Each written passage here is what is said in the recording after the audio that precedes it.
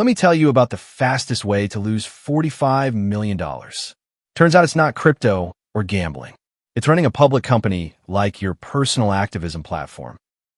Be me, 41, CEO of tech company worth $2.8 billion. Founded it 9 years ago in my garage, took it public 3 years back. Own 5.2% of the company. Shares worth about $45 million at current price. Making $850,000 base salary, plus stock compensation on top. Company's called Streamline Analytics. We make data visualization software for enterprises. SaaS business model for 1,500 employees across US and Canada. Traded on NASDAQ under ticker SDRM. Stock price is $67 per share. We serve Fortune 500 companies, boring enterprise software stuff, but profitable, growing 28% year over year, strong margins. Board of directors loves the numbers. Investors love the returns. Everything's going great until I decide to make the company better. Not better at software, better at social justice. This is the story of how I confused a tech company with a movement and learned that fiduciary duty isn't just a suggestion. Spoiler, I'm about to get sued for $380 million and lose everything I built because I thought ideology mattered more than profits. Started Streamline in 2016 with 2 co-founders. We built data visualization tools that actually worked. Enterprise customers paid us $50K, $500K annually depending on size. Simple business model. Solve real problems. Charge fair prices. Grow steadily.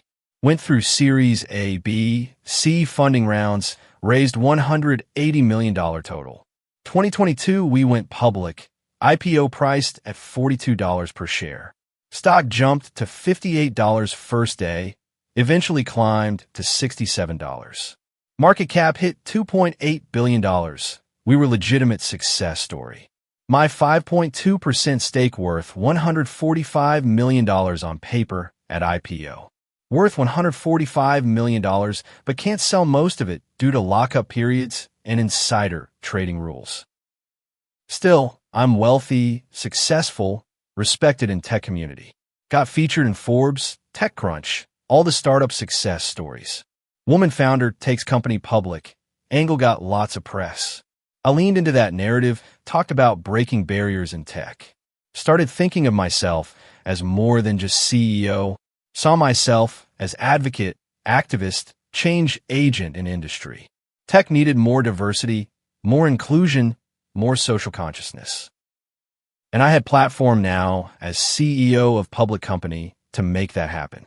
January 2024, first board meeting of the new year. Board consists of 7 people. Me, 2 co-founders for outside directors. Outside directors are experienced executives and investors. Guy named Kenneth is lead independent director, 58, former Fortune 500 CEO. He's seen everything, very focused on governance and shareholder value. I present plan for cultural transformation of the company. We're going to make Streamline the most inclusive, progressive tech company. Put diversity and inclusion initiatives in place across the whole company. Make social justice core part of our corporate identity and brand. Kenneth asks reasonable question. How does this impact our business strategy and financial performance? It improves both by attracting diverse talent and conscious consumers. Our customers are enterprise businesses buying data software. They care about functionality and ROI, not our social positions. Another board member named Diane, 52, venture capitalist, speaks up. What's the budget for these initiatives? Planning $15 million annually for DI programs, training, and community initiatives. That's 8% of our operating budget, material impact on margins. It's investment in our people and values, worth the cost. Board is skeptical, but I'm CEO with strong track record. They approve a scaled-back version, $8 million budget, monitor closely. I take that as permission to move forward with my vision. February 2024, start rolling out new policies company-wide. First is mandatory pronoun usage in all communications. Everyone must include pronouns in email signatures, Slack profiles, video calls. Not optional. It's required company policy for all 4,500 employees. Some employees push back. This feels forced and political. I send company-wide email defending the policy. Pronoun inclusion is basic respect and human dignity. If you're uncomfortable with this, maybe Streamline isn't right fit for you. Several employees quit over this, mostly senior engineers. Lose 3 senior developers who've been with company for 5+ years. They cite increasingly political work environment in exit interviews. I dismiss this as resistance to progress. Good riddance to intolerant people. March 2024, implement hiring quotas for underrepresented groups. Engineering department must be 50% women within 18 months. Currently 22% women. Need to hire significantly more women engineers. Product management must be 40% BIPOC within same time frame. Currently 18% BIPOC. Major shift needed. Tell hiring managers these are hard targets, not aspirational goals. I expect to see these numbers move every quarter. Hiring manager named Trevor, 45, pushes back in private meeting. The qualified candidate pool doesn't have these demographics. Women in computer science is about 20% of graduates. We can't hire 50% women engineers without lowering our standards. I get angry at this pushback. Saying there aren't enough qualified women is sexist excuse. They exist, you're just not looking hard enough. Your performance review will reflect your ability to meet diversity targets. Trevor goes quiet, realizes arguing is career-limiting move. April 2024, launch new marketing campaign focused on social justice. Rebrand Streamline as data analytics for social good. New tagline, visualize change, amplify justice. Marketing materials feature diversity, inclusion, progressive politics. Ad campaign highlights our commitment to various social causes. This is B2B enterprise software. Our customers are banks and insurance companies. They don't buy software for social justice. They buy it for business analytics. But I'm convinced this will resonate and attract values-aligned customers. Campaign launches across LinkedIn, trade publications, conferences. Initial feedback is not positive. Several existing customers email asking what happened to our focus. We bought your software because it's good at data visualization, not because of your political positions. Please stick to the product. I dismiss this as resistance from conservative clients. We're attracting new generation of conscious businesses. May 2024, Q1 earnings call with investors and analysts. Revenue growth slowed to 18% year-over-year, down from 28% previous quarter. CFO, named Brandon, 39, presents the numbers. Operating expenses up 15% due to DI programs and marketing rebrand. Profit margin compressed from 22% to 16%, significant drop. Stock price immediately drops 8% after earnings announcement. Analyst on call asks direct question. Can you explain the margin compression and slower growth? We're investing in cultural transformation and social impact. Your customers are enterprises buying analytics software. How do DI programs drive revenue or improve product? I get defensive on the call. Companies that prioritize values outperform long-term. We're building sustainable business aligned with stakeholder capitalism. Another analyst presses harder. Your largest customers are financial services and insurance. These are conservative industries that care about ROI and reliability. Are you risking customer relationships with political positioning? We're not being political. We're being human and ethical. Call ends badly. Stock drops another 5% the next day. Down 13% total in 2 days after earnings. Market cap drops from $2.8 billion to $2.4 billion. Lost $400 million in value. My personal stake drops from $145 million to $125 million. Lost $20 million on paper. June 2024, customer churn starts accelerating. 3 major customers don't renew contracts. total $8 million in annual revenue. All three cite misalignment of values or refocus on core vendors. Sales team reports that prospects are declining meetings. They're concerned about the company's direction and stability. Perception is that Streamline is more focused on activism than product. I call all-hands meeting to address the concerns. For 1,500 employees on video call, I'm trying to rally the troops. We're going through transition as we align business with our values. Some customers won't understand this, but right ones will. We're building company that stand for something beyond profit. Employee in chat asks tough question. My RSUs are down 35% since February. When does this strategy start working? I don't have good answer. Stock price is short-term metric. We're playing long game. But employees are worried. Many have significant compensation in stock. Morale is declining as stock price keeps dropping. July 2024 board meeting, Kenneth is very direct. Stock is down 28% since January. We've lost $800 million in market cap. Customer churn is accelerating.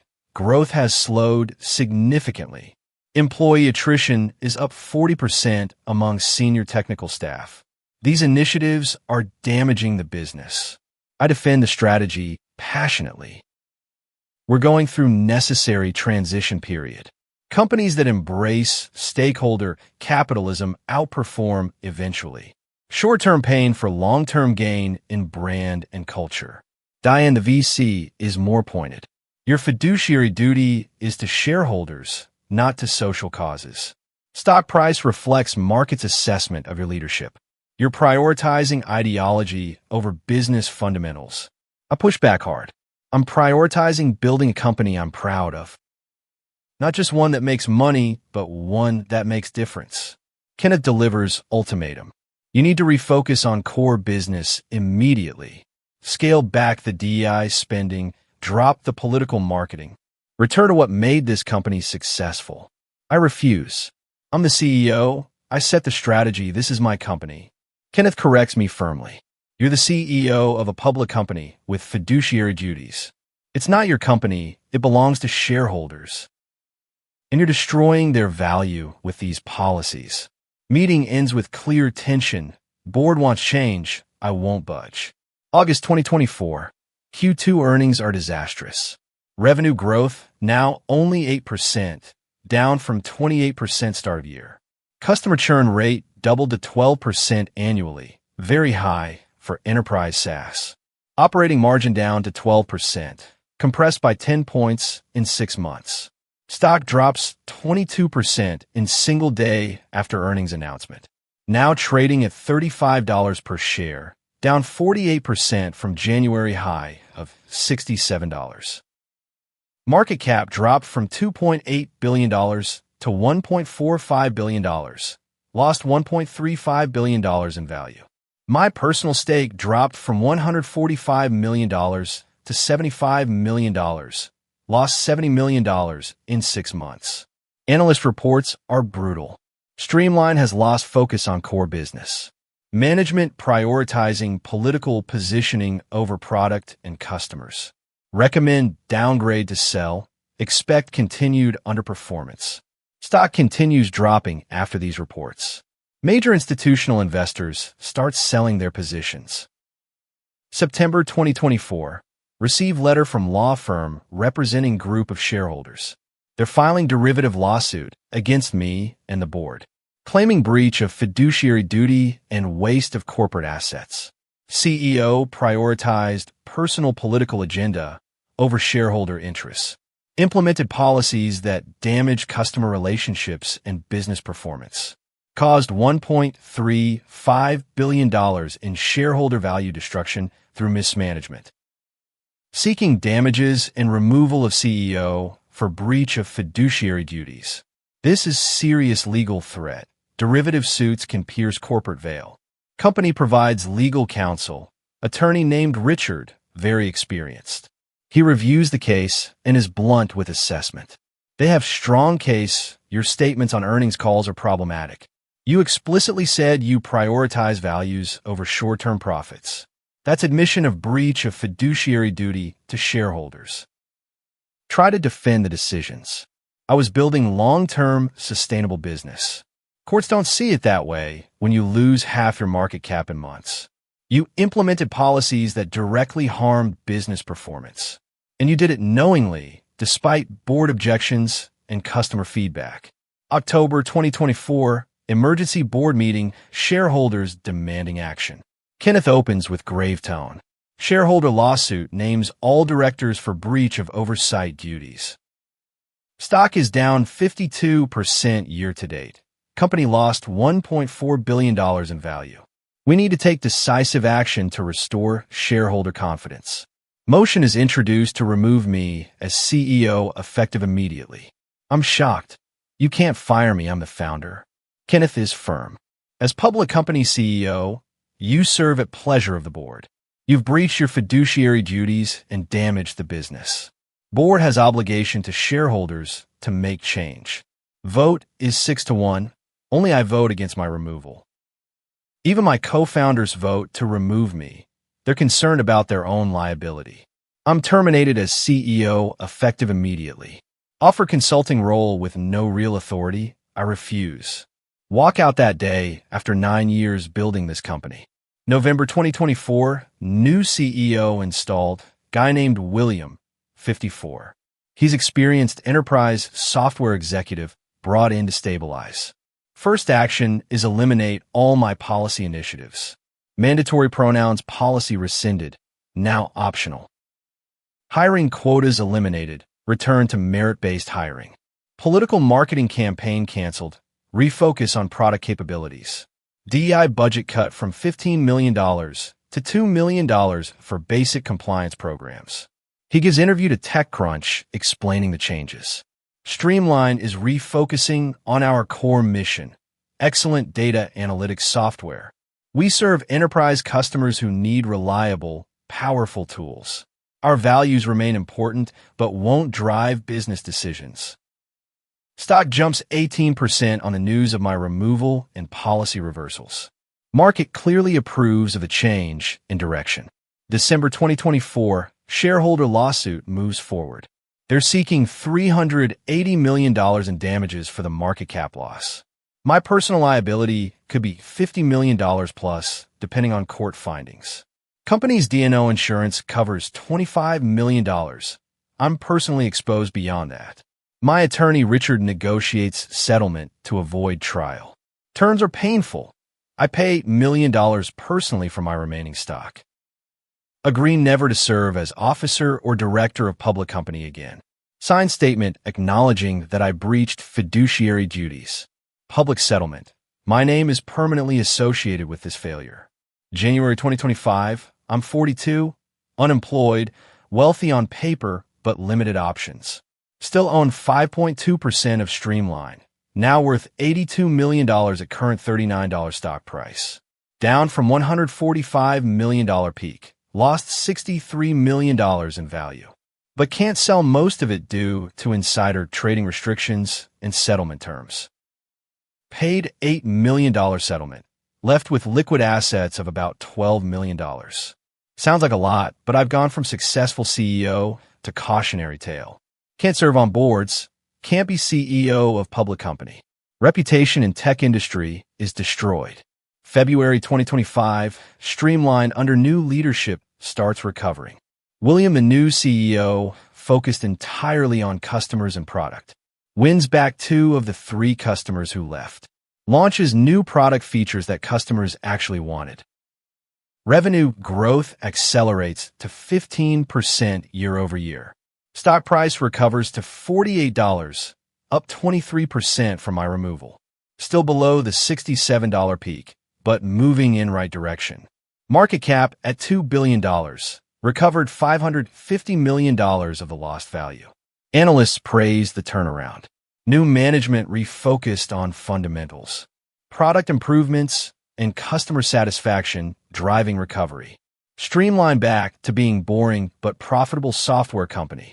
March 2025, I'm trying to figure out what's next. Reach out to CEO recruiting firms. Response is ice cold. Your tenure at Streamline is seen as cautionary tale. Board removal and shareholder lawsuit make you unhireable. No public company will take risk on you as executive. Try for board positions at private companies. Similar response. Your fiduciary duty breach is too recent and too public. Companies can't justify appointing you given the track record.